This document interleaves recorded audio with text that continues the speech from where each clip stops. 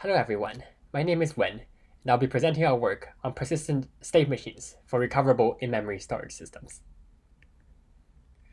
Nowadays, distributed in-memory storage systems are ubiquitous. These include key-value stores like memcached and Redis, and replicated systems like Taper and NoPaxels. By storing all data in DRAM, these in-memory systems can provide high performance. For example, networking kernel bypass technologies can allow these applications to serve requests in mere microseconds in the data center, thus keeping up with increasing network speeds. On the other hand, a crucial drawback is their lack of persistence. A failed node loses all of its data and must recover from replica or persistent storage, which can be time-consuming and resource-intensive. For example, a paper from Facebook indicates that warming up a cold memcached cluster can take hours to days. Furthermore, in the case of whole data center failures, this lack of persistence can even lead to data loss. In other words, these in-memory systems have chosen performance over persistence, as persistent storage media like SSDs simply aren't fast enough for these microsecond level applications. What prompted us to rethink this trade-off is the emergence of persistent memory or PM hardware. To explain how PM works, let's consider a machine consisting of the CPU, the DRAM, and the CPU caches that sit in between. Persistent memory sits side by side with DRAM. It looks just like DRAM, except that when the CPU issues a store that reaches persistent memory, the store becomes persistent across power failures. PM is now commercially available and offers persistence with a much higher performance than SSDs and hard drives. So how can we use it to achieve fast persistence for in-memory storage systems? To answer this question, we built Persimmon, a system that uses PM to add persistence to in-memory storage systems. In the rest of this talk, I'll provide background on the challenges of using PM, an overview of Persimmon followed by its design implementation, and finally evaluation. We'll begin with the challenges in using PM and how we tackle them. At first glance, porting in-memory systems to PM seems trivial. Since these systems store data in DRAM, and persistent memory has the same interface as DRAM, can we simply run these systems with DRAM swapped out for persistent memory? Unfortunately, that doesn't quite work, and the reason is that this approach does not provide crash consistency. As in other storage systems, by crash consistency we mean the property that application operations must persist all or nothing. For example, an insertion into a key value store might involve writing the value to a memory location first, and then updating a pointer to point to that location. If a crash occurs in the middle of this operation, we don't want to recover memory to a state that reflects only the first write but not the second, or vice versa. For crash consistency on PM, applications typically use logging to guarantee recoverability and atomicity of application-level operations, although in some scenarios, they can get away with not logging, but carefully flushing volatile CPU state in the correct order. Unfortunately, porting an application correctly to PM with crash consistency is difficult for two reasons. First, it requires writing complex code and lots of manual effort. This is in addition to other tricky aspects, such as separating out the persistent application state from volatile state. For example, prior works have called porting Redis to PM not straightforward and requires large engineering effort, and porting memcached to PM surprisingly non-trivial. Second, even if we can port the application correctly, the resulting persistent application can be quite a bit slower than the original, because one, PM, although faster than SSDs, is still slower than DRAM, and second, logging can incur high overhead. So the question we seek to answer is how to use PM to provide persistence to in-memory storage systems with both minimal programming effort and minimal performance overhead. Our key insight is that our target applications, the in-memory storage systems, are often implemented as RPC processing state machines, which are characterized by a few properties. They encapsulate some state, say all the key value pairs in Redis. They feature atomic operations, for example, a Redis command is either executed or not executed, and they execute operations deterministically. We thus propose using state machines as the abstraction to persistent memory. This abstraction is a good fit not only for the target application, but for a goal of persistence as well, because the state encapsulated by the state machine is precisely what we need to persist and recover. Each state machine operation is a unit of persistence that will make crash consistent. And finally, the determinism of the operations allows us to achieve fast persistence on the critical path through operation logging. Let me now give an overview of Persimmon. Persimmon is a user-level runtime system that provides persistence to in-memory state machine applications. At a high level, Persimmon keeps two copies of the application state machine, one in DRAM and one in PM, connected by a persistent operation log. When handling RPCs, an application running under Persimmon largely follows its original logic, except that it also logs the state machine operations to the persistent log. This ensures that the operation is never lost, and it is fast, as it requires only one sequential write to PM. To prevent the log from going unboundedly, Persimmon uses a background process to digest the log by re-executing the operations on the PM state machine, a process we call shadow execution. Shadow execution occurs on persistent memory, and so Persimmon provides crash consistency for it automatically by dynamically instrumenting these application-supplied operations to perform undo logging. This frees the programmer from having to implement crash consistency themselves. Persimmon applies to applications whose core logic can be modeled as a state machine. The state machine operations are arbitrary application code, say Redis commands, that must satisfy a few requirements. First, they must not have any external dependencies, for example, by keeping file descriptors. They must execute deterministically, and they must have no external side effects, like sending network packets. The application, of course, can have external interactions, as it must perform network I/O. However, these interactions take place outside the state machine, and we do not persist them. Note that this state machine model implicitly assumes that the applications applies operations sequentially, and so Persimmon does not support multi-threaded applications that apply operations concurrently. Given such an application, Persimmon provides a simple persistent state machine, or PSM API, to implement persistence. It consists of three functions: PSM init, which initializes the state machine and indicates whether we're in recovery; PSM invoke RW, which invokes a read-write operation with persistence; and PSM invoke RO, which invokes a read-only operation without persistence. Read-only operations do not go through operation logging or shadow execution, and so this is faster than the read-write version. The persistent state machine API has the following guarantees. First, linearizability. All PSM operations run sequentially in the order submitted. Second, durability. PSM operations are never lost once they return. And third, failure atomicity. If a crash occurs before a PSM operation returns, then Persimmon will recover to a state either before the operation has executed or after, but never anything in between. Now that we have a rough idea of how Persimmon works, let's discuss some of its trade-offs. On the upside, Persimmon does require a little code modification. The programmer basically only needs to wrap application operations in the PSM API and can otherwise pretend that they're writing code for regular DRAM. It also incurs low latency overhead, as operation logging incurs only one sequential write to PM. On the other hand, for shadow execution, Persimmon requires an additional CPU core for every core used by the application, and stores two copies of state machine data, one in DRAM and one in persistent memory.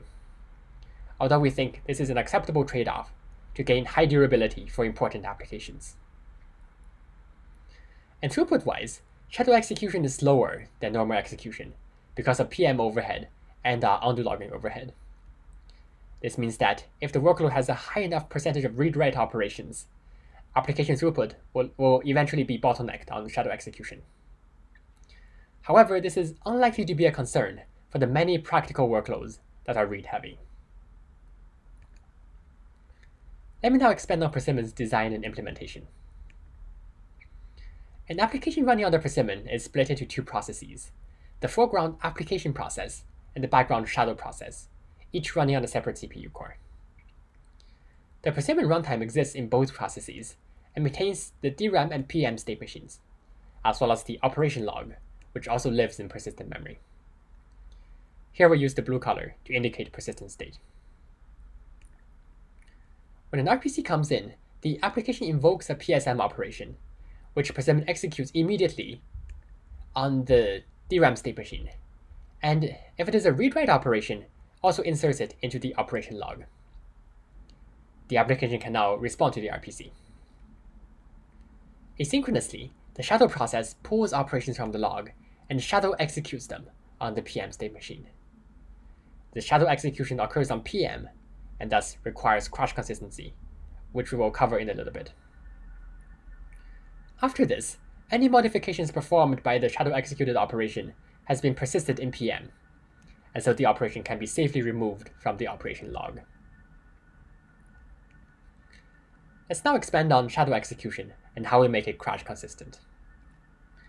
Recall that the shadow process re-executes application-supplied operations, which originally run on DRAM, on persistent memory instead. But doing so naively can cause PM to reflect partially executed operations, violating crash consistency. To give an example, here is a state machine operation supplied by the application, consisting of a sequence of x86 instructions. The current instruction is a memory write, which first ends up in the CPU caches, thus at some future point gets flushed to persistent memory. If the machine fails right now, the persistent memory will reflect modifications by a partially executed operation, violating crash consistency. Thus, to make shadow execution crash consistent, Persimmon uses dynamic binary instrumentation to apply undo logging in the shadow process. Concretely, before a memory write, we insert a function call that records the original value at the destination in a persistent undo log, and then let the memory write go through.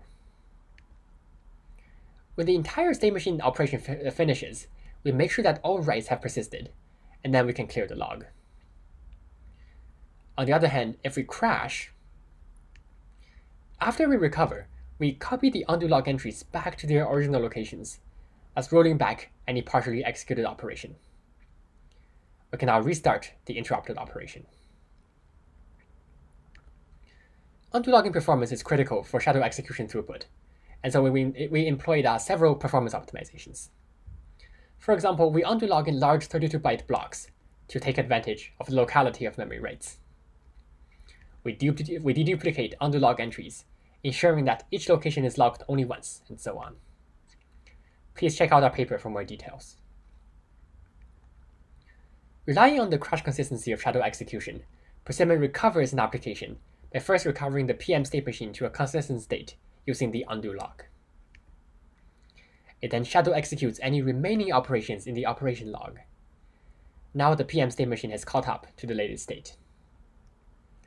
Finally, we copy the PM state machine back into DRAM, and now the application can resume RPC processing. I will then now evaluate our Persimmon on its programming experience and performance overhead. First, we demonstrate that Persimmon requires little code modification to add persistence to an existing application. Porting an application using Persimmon requires a few steps. First, calling PSM init to initialize Persimmon. Then factoring out the state machine initialization code, separating it from other I/O initialization so that it can be skipped on recovery. Writing a serialization function for operation logging, and a deserialization function to be invoked in shadow execution. Finally, inserting checks to distinguish read-write operations from read-only ones, although these checks likely already exist in applications that support state machine replication. And sometimes we need minor refactoring to improve performance.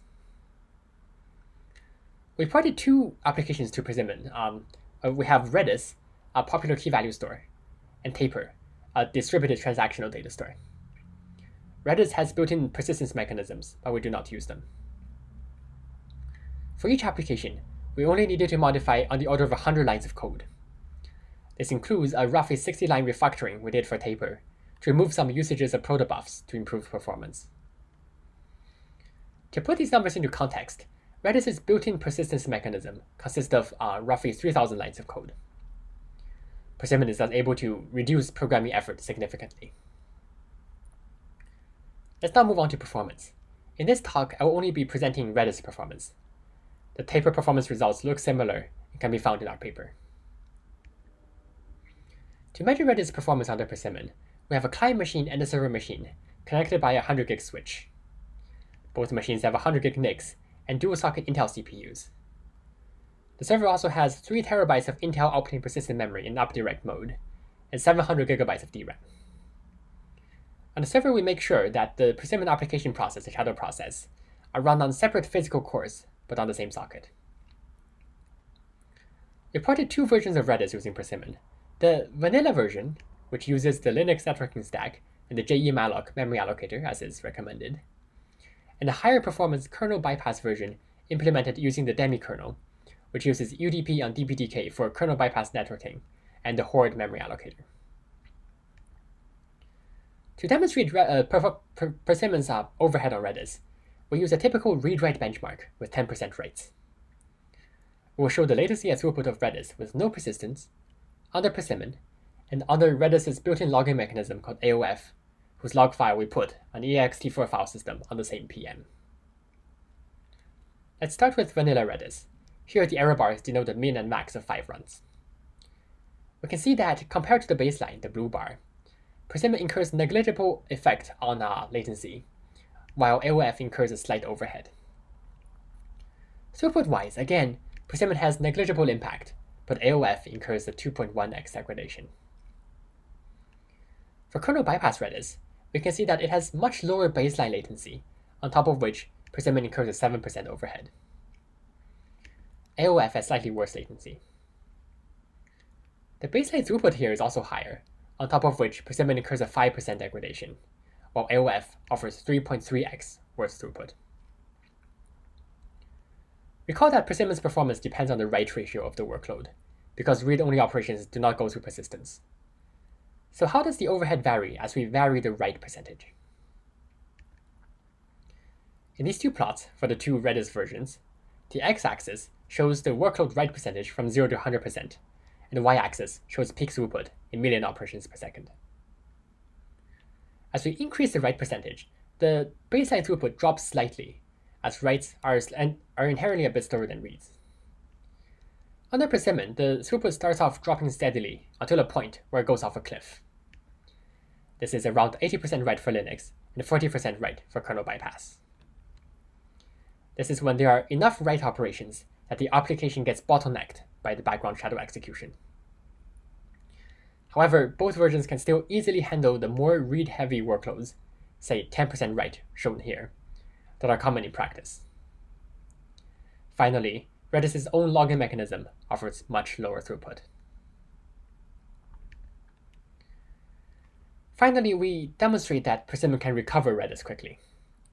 Our baselines are Redis's 2 built-in mechanisms for persistence, AOF and RDB, whose files we place on the ext4 file system on persistent memory. They take similar durations to recover, as they both require repopulating the Redis database from a serialization. Persimmon recovers 4 to 6x faster, as its recovery only requires a byte-by-byte copy from PM to DRAM. However, Persimmon achieves fast recovery by sacrificing storage space. Here we show the amount of space taken by the 3 persistence mechanisms. AOF and RDB use different serialization formats, and so their storage usages also differ. In contrast, more space is used by Persimmon, which stores data in DRAM representation and cannot use more compact serialization formats. However, we don't expect this to be a problem in practice, as PM is much denser than DRAM. In conclusion, in this work, we proposed persistent state machines as a useful PM abstraction. Implemented this abstraction in the Persimmon system, which uses operation logging plus shadow execution to achieve fast, low-effort persistence, and demonstrated that Persimmon can persist Redis with a roughly 100 lines of code of change and 5 to 7% performance overhead on a typical workload. Thank you.